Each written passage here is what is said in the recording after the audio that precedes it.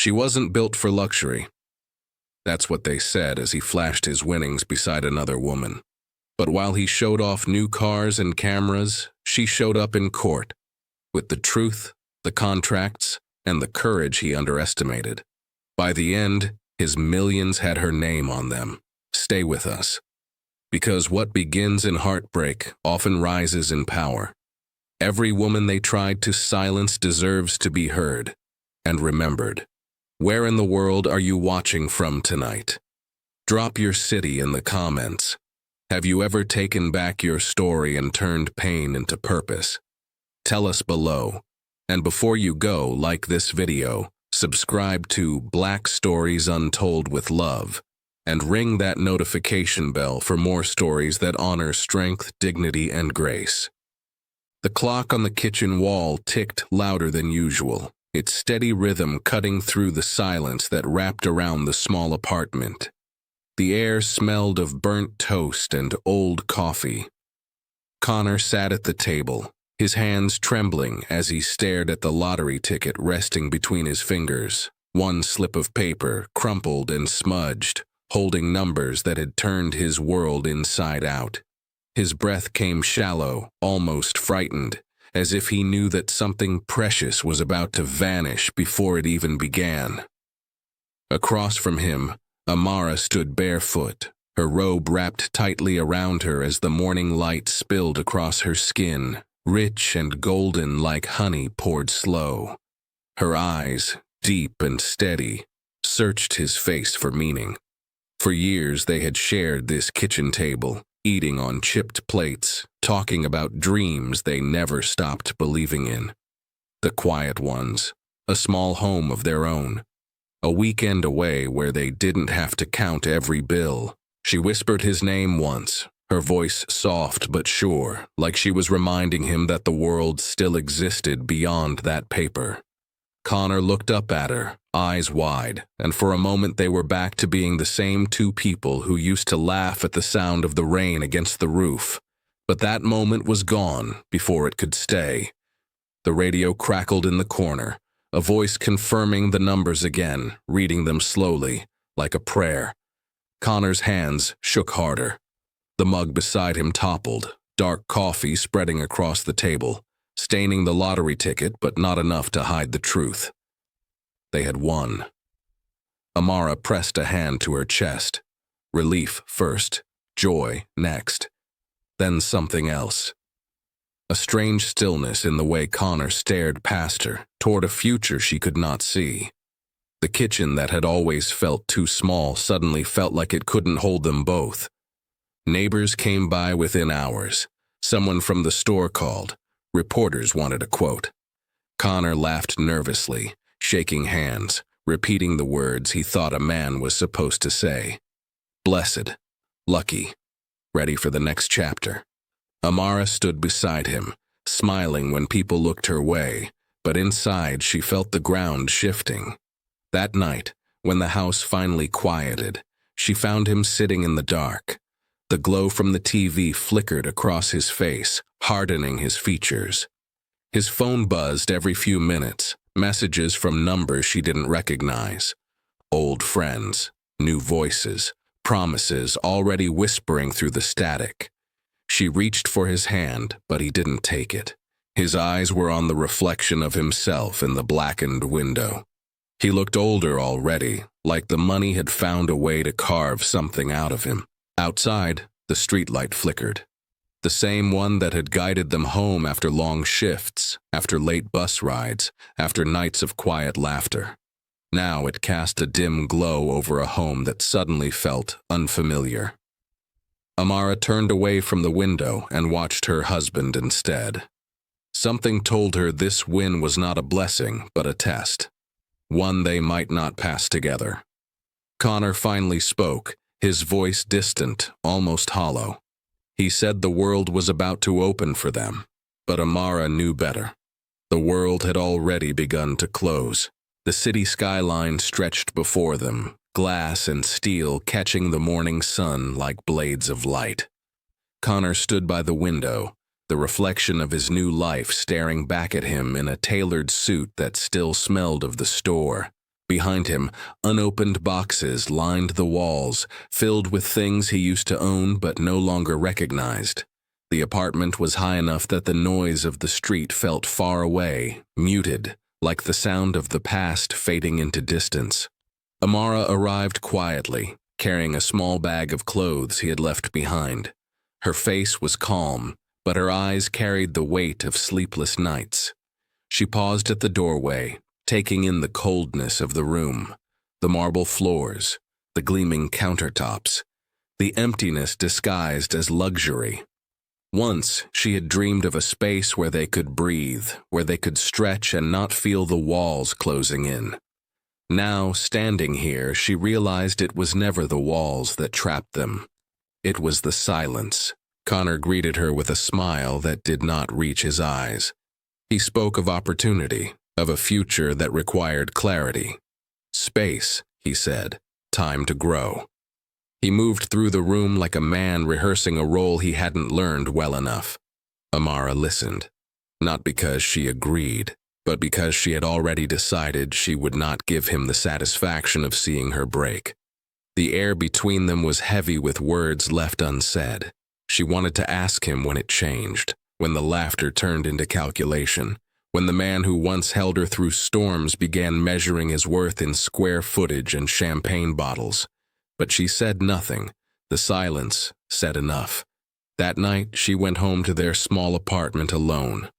The bed felt larger without him, and colder too. She lay awake staring at the ceiling, tracing the cracks like constellations.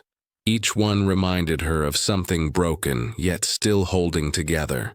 She told herself she could do the same. Days turned into weeks. Connor's name began to appear in magazines, his face beside strangers who smiled too easily. Interviews called him the man who went from nothing to everything. Amara wondered how they could write about everything and forget to mention her. The envelope came on a Friday. Plain, white, official. Divorce papers that smelled faintly of printer ink and endings. She sat at the same kitchen table where they once dreamed of a better life, her hands steady as she read.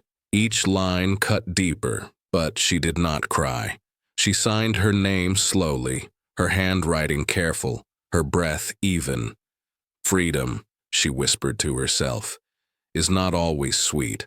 Sometimes it tastes like metal and salt. When she finished, she folded the papers neatly and set them aside. Outside, rain began to fall, soft and steady against the window pane. She closed her eyes and listened. Every drop was a reminder that even storms can cleanse. Somewhere across the city, Connor stood on his balcony, raising a glass to the night. Lights flickered below like fireflies caught in glass. He felt powerful, untouchable. But in the quiet between breaths, something hollow moved through him. A loneliness too proud to speak its name. Amara did not know it yet, but one day he would learn what she already understood, that walking away from love is not the same as winning. Some losses echo longer than success ever could.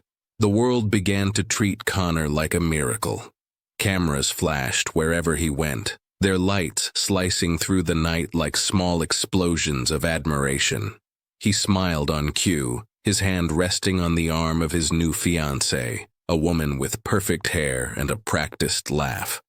She sparkled under chandeliers and said the right things to the right people. Her name filled gossip columns beside his, a symbol of power, beauty, and arrival.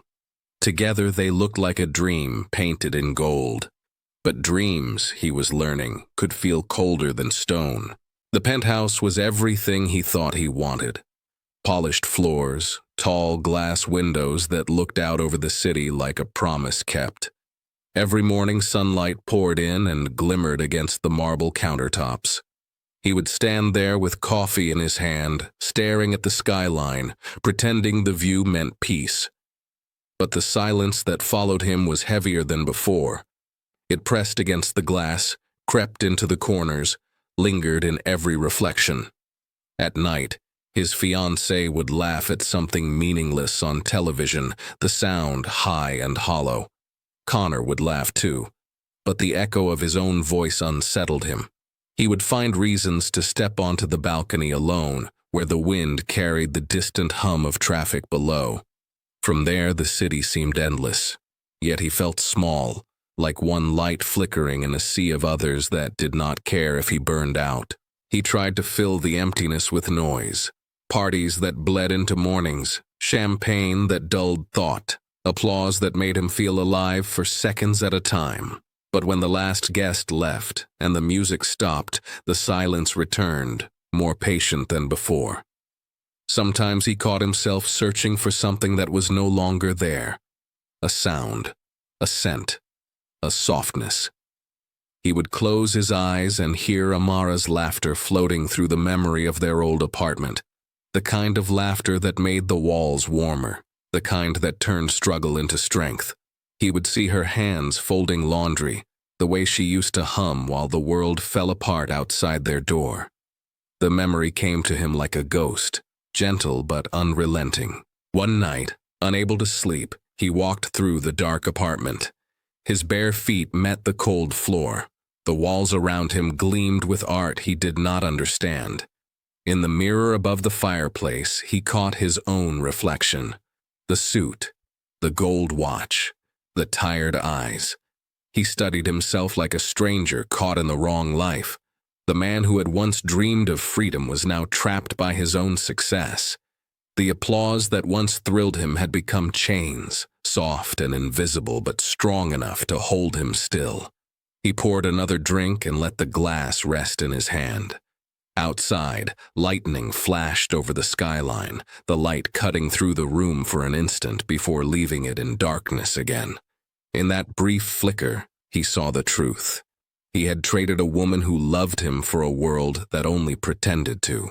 And as thunder rolled across the horizon, Connor finally understood that wealth could build a palace, but not a home. The sound of Amara's voice returned once more, not in anger, not in longing, but in quiet knowing.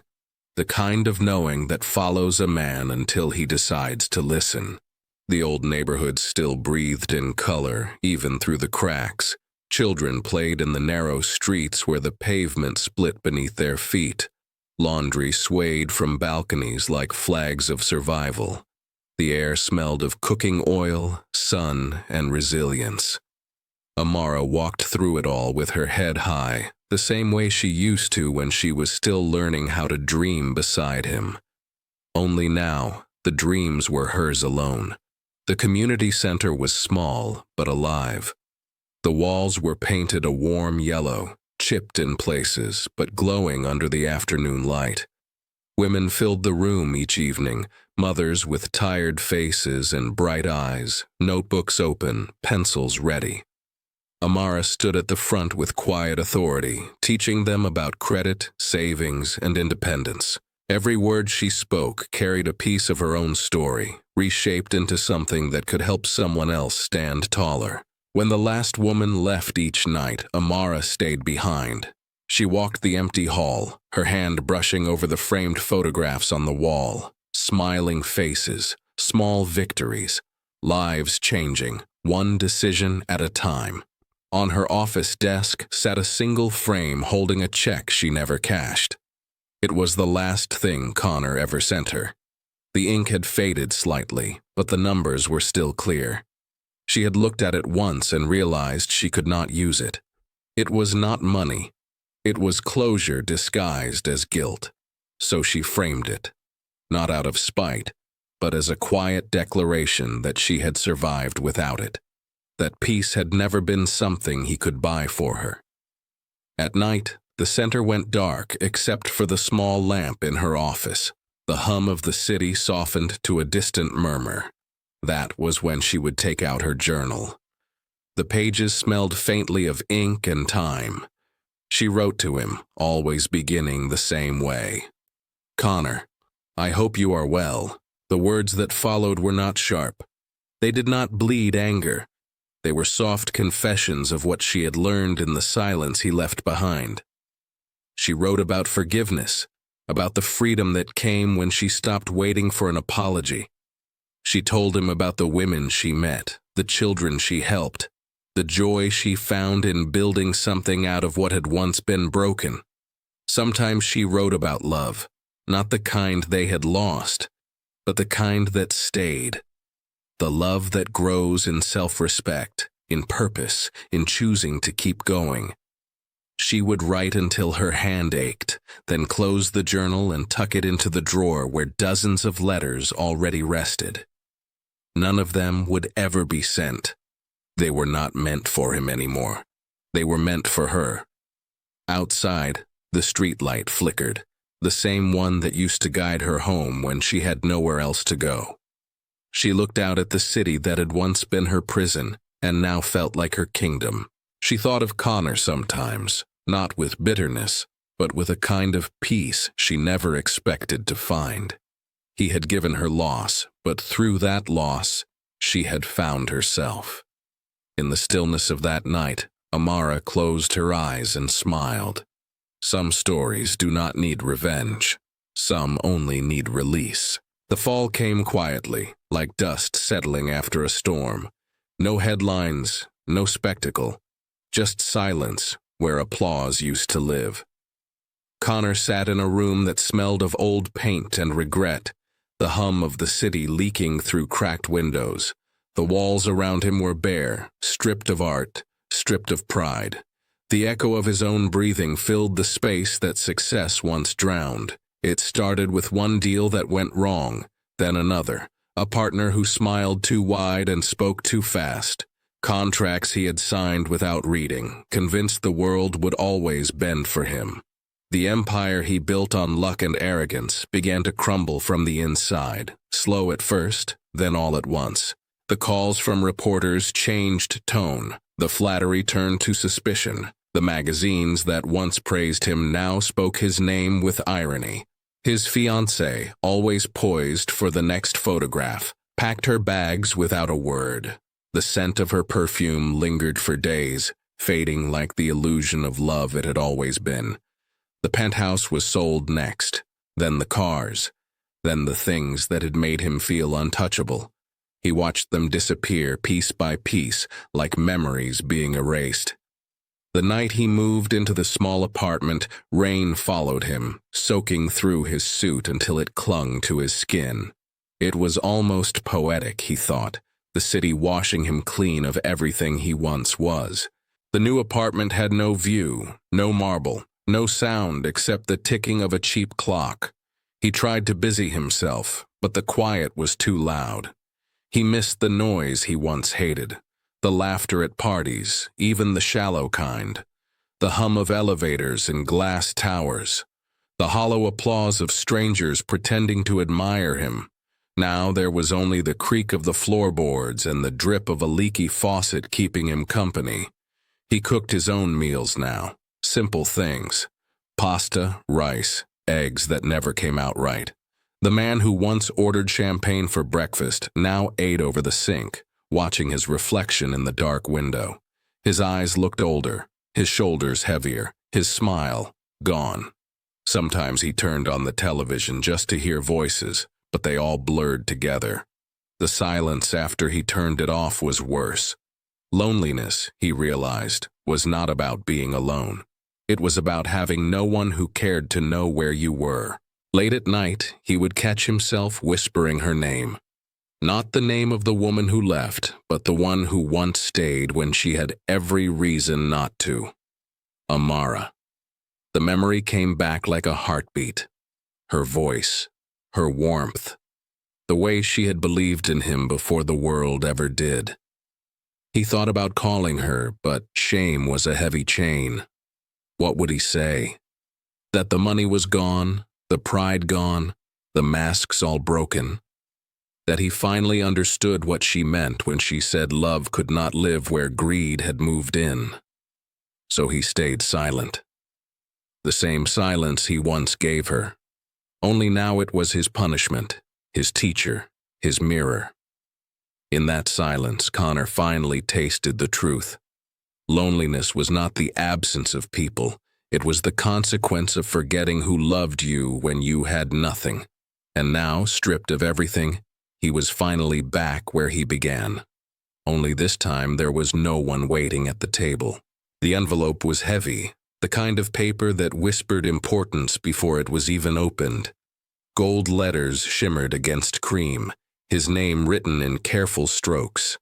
Connor turned it over in his hands, tracing the seal with a thumb that trembled slightly. The Amara Blake Foundation. The words hit him like a memory he had tried too long to bury. For a moment, he almost tore it apart, ready to throw it into the pile of unpaid bills and unopened notices. But something in him paused. Curiosity, guilt, the faint pulse of a heart remembering. He opened it. Inside, a single card gleamed under the light of his small kitchen lamp. An invitation to the annual gala for women in business. The address was written in gold, the kind of gold that once surrounded his life and now mocked him from a distance. He told himself it must be a mistake. There was no reason Amara would ever want him there. Yet that night he found himself standing in front of the mirror, adjusting a tie he had not worn in years, the edges frayed like his pride. The venue was grand, the kind of place he used to feel at home in. Now it felt foreign, like walking into someone else's dream. Crystal chandeliers bathed the room in soft light. Elegant dresses swept across the floor. Laughter floated like music. Connor stood near the entrance, invisible in his own story. Then he saw her. Amara. She stood beneath the spotlight, a vision of grace and command. Her gown was white, the color of peace and power intertwined. Her hair framed her face like a crown, her voice calm yet full of fire. She spoke with certainty, her words carrying through the crowd like a sermon meant for the lost. She talked about resilience, about women who had been underestimated, abandoned, overlooked, and how they rebuilt from the ashes. Each sentence was steady, carved with purpose. The audience leaned forward, drawn to the strength in her tone, the quiet defiance that had once been his undoing. Connor's throat tightened. Every word felt like a mirror held up to his past. He could see her journey unfolding between her pauses, the foundation she built, the lives she changed, the empire that rose from the ruins he had left behind. Applause erupted when she finished, a wave of admiration that filled the hall. Amara smiled, gracious and composed, as if her heart had never been broken. Cameras flashed, glasses clinked. People crowded to shake her hand, to tell her she was an inspiration. Connor stayed at the edge of the room, unseen. For the first time in years, he saw her not as the woman he had lost, but as the woman she had always been. Unshakable, brilliant, whole. He thought about the last time he had seen her face, the way her eyes had dimmed when he told her he needed space, the way her silence had held more strength than any words could. And now, that same silence echoed inside him, reminding him that everything he had ever sought in the world had already been there, standing beside him, asking only to be seen. As the music swelled and the crowd encircled her, Connor slipped quietly toward the door. The night air outside was cool against his skin. The city lights blurred as he blinked back the ache in his chest. Some victories, he realized, shine brighter in the eyes of those who were never meant to lose. And some defeats stay with you forever, teaching you what love truly looks like when it no longer belongs to you. The gala was ending, but the night still shimmered with noise. Guests clinked glasses and lingered near the stage where Amara had stood moments ago, her voice still hanging in the air like a hymn that refused to fade. Connor remained near the back, his hands trembling against the stem of a half-empty glass. He could have left. He should have. But something stronger than pride held him there. He waited until the lights dimmed and the music softened. Amara was speaking to the event organizer, her posture tall, her expression serene. She looked untouchable, the way people do when they have made peace with their past. Connor took a step forward, then another. Conversations around him stilled, curiosity cutting through the air. By the time he reached her, the room had grown quiet enough to hear the faint hum of the chandeliers above. Amara turned slowly. Their eyes met, and the years between them gathered like ghosts. For a moment, he saw her as she once was, the woman who used to greet him with laughter and light. But time had sharpened her edges into grace.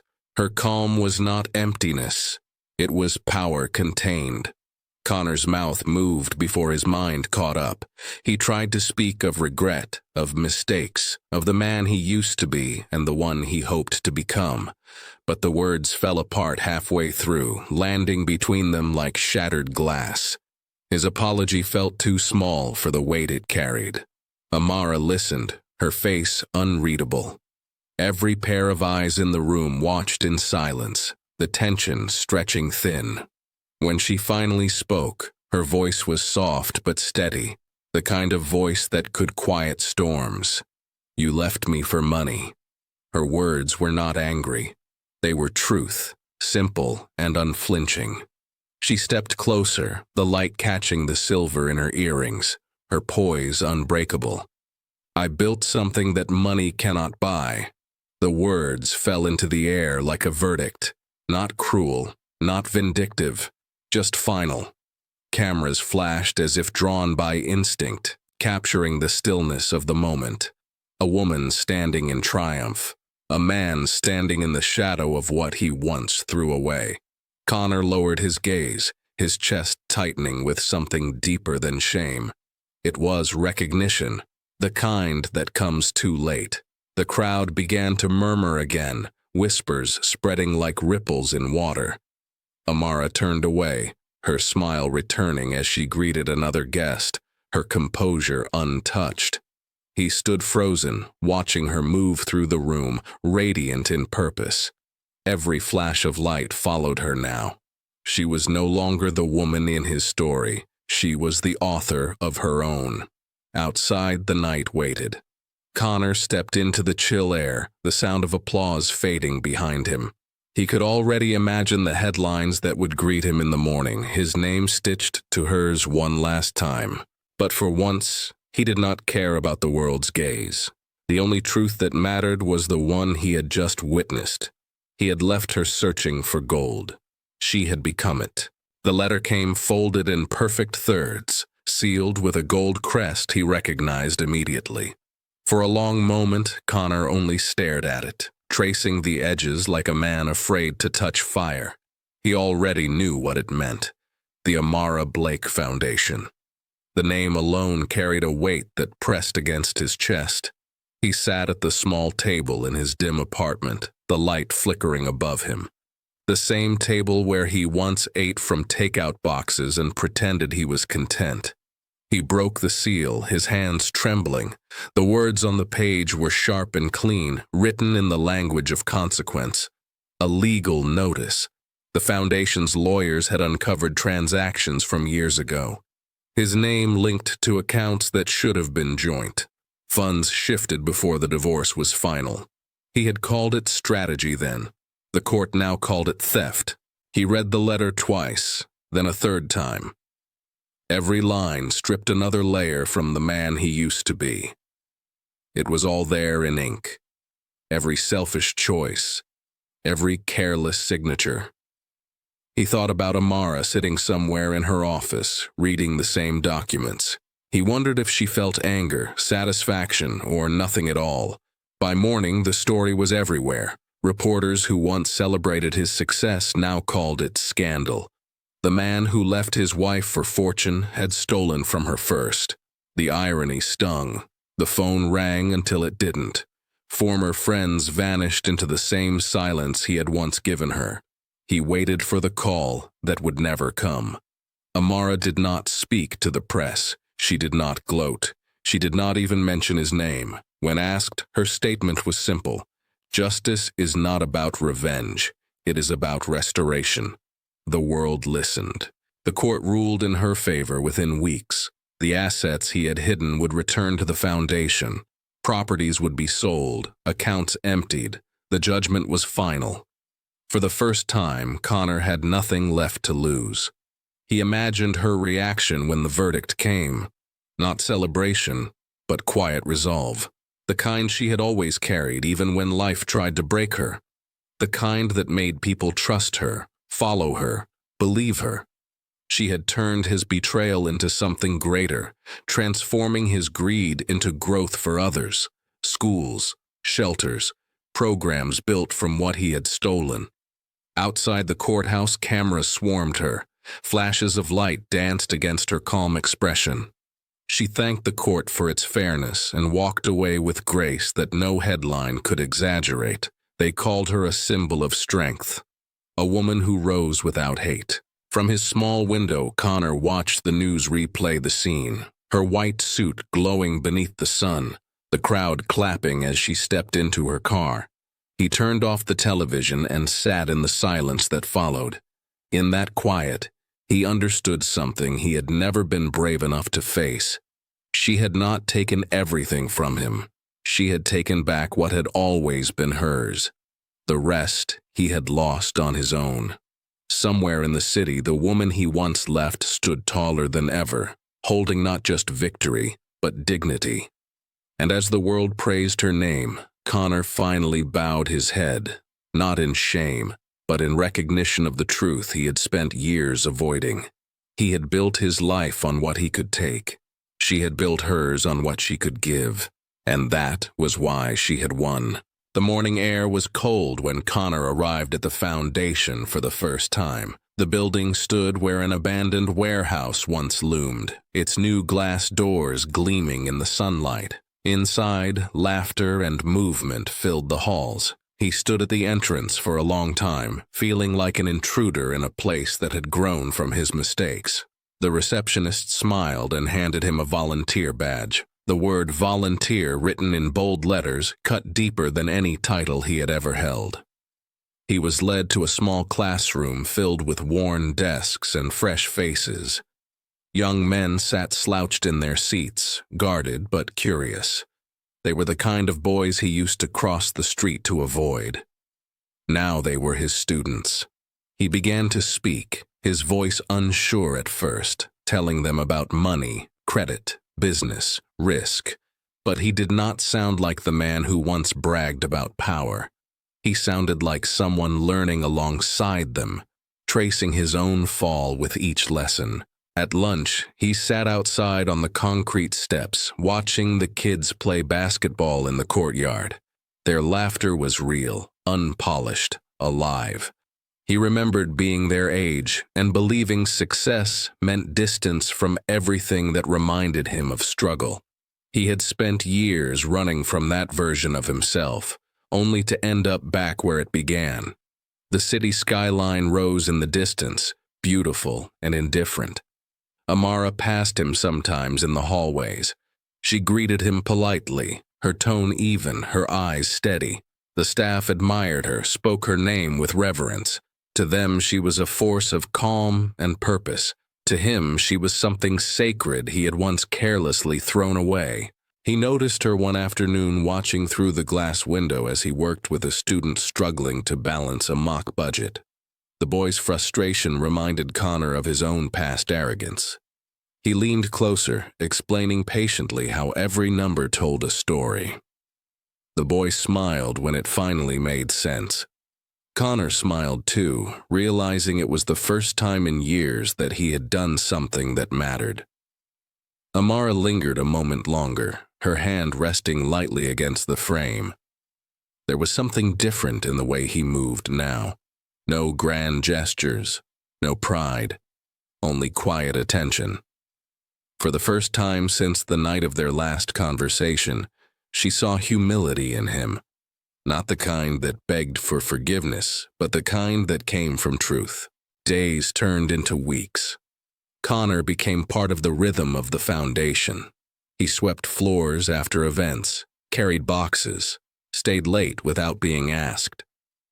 The other volunteers began to trust him, their guarded looks softening into respect. When Amara spoke at meetings, he listened without interrupting, taking notes like a student. One evening, as the sun dipped below the horizon, he stayed behind after everyone left. The classroom was quiet. On the board, he had written 2 words during the day's session: wealth equals choice. He erased them slowly, realizing they had meant something entirely different to him now. From the hallway, Amara watched him pack up his things. He did not see her, and she did not call out. There was no need. The man standing in that room was not the one who had left her. This one had returned to Earth, stripped of everything that once blinded him, finally grounded in the soil of his own lessons. In that silence, she allowed herself the smallest smile. Redemption, she thought, is not found in grand gestures, but in quiet acts of becoming. And tonight, he had begun to become. The sun was warm that morning, the kind of light that made the city shimmer with promise.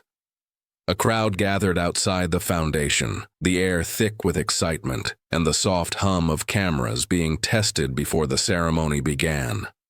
A wide banner stretched across the new building, its letters bold and golden, the House of Grace. Beneath it, Amara stood poised at the podium, the wind catching the edges of her cream suit jacket, her presence commanding yet calm. Connor stood off to the side, surrounded by volunteers and community members.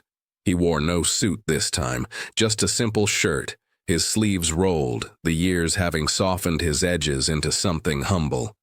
The world had not forgotten his name, but it no longer spoke it in scandal. He was a man who had fallen, learned, and stayed down long enough to understand what truly mattered.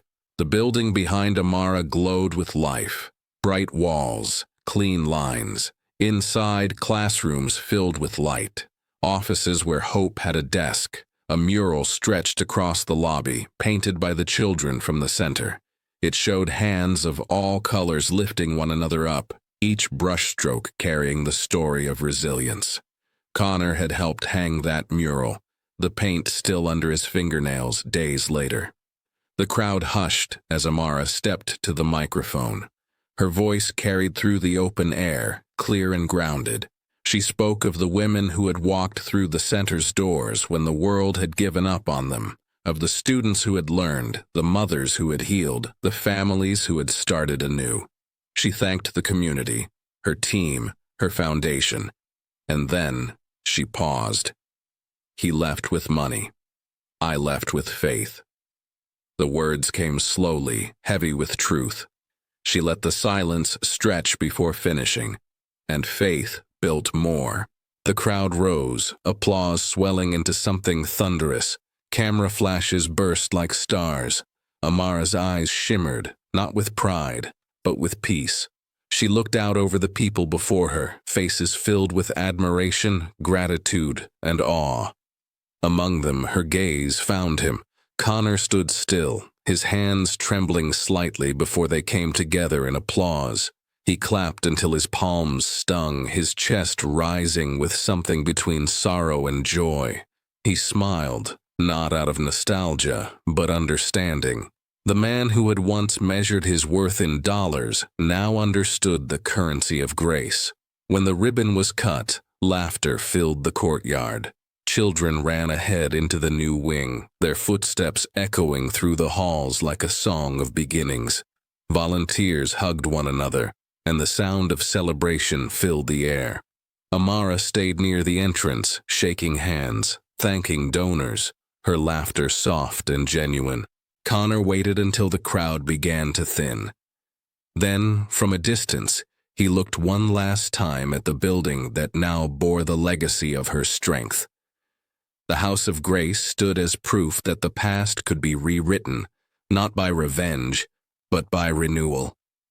He turned to leave, his heart lighter than it had been in years. Behind him, Amara's voice carried faintly through the open doors as she spoke with another guest. It was the same voice that once filled his home, now filling the world with hope instead. For the first time in his life, Connor did not feel lesser for standing in her shadow. He felt honored to be part of the light it cast. And as the sun dipped low across the city, its glow spilling over the glass of the House of Grace, one truth lingered between them, unspoken but understood. He had chased wealth, she had built an empire, and love, in its quietest form, had won. Before you scroll away, remember, strength like hers isn't rare, it's just unseen. There's someone in your life right now who needs this reminder that being left behind doesn't mean being defeated. Share her story and let it be the spark that reignites someone's fight. Thanks for watching. If you enjoyed this video, give it a like, drop a comment, and share it with a friend. And don't forget to subscribe to Black Stories Untold for more stories that uncover hidden struggles, celebrate strength, and remind us that every voice matters.